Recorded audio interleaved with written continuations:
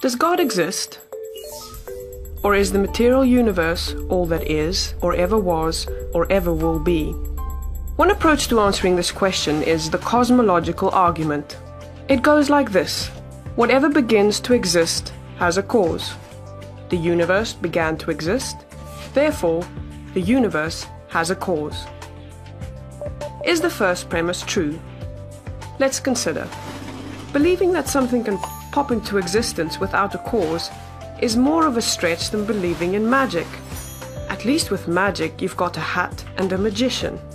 And if something can come into being from nothing, then why don't we see this happening all the time?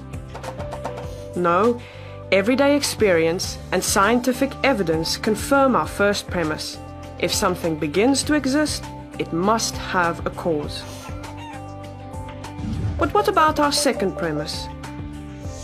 Did the universe begin, or has it always existed?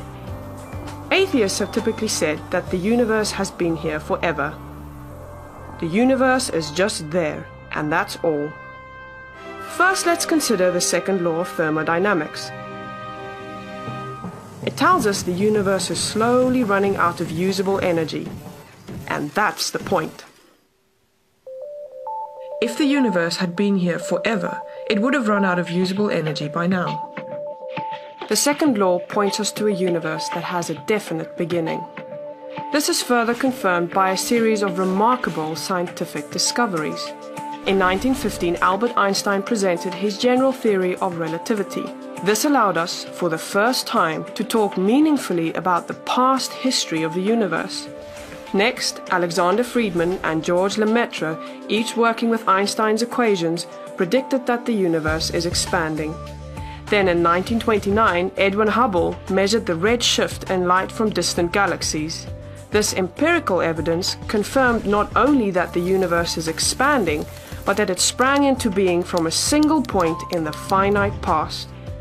It was a monumental discovery, almost beyond comprehension. However, not everyone is fond of a finite universe, so it wasn't long before alternative models popped into existence. But one by one, these models failed to stand the test of time.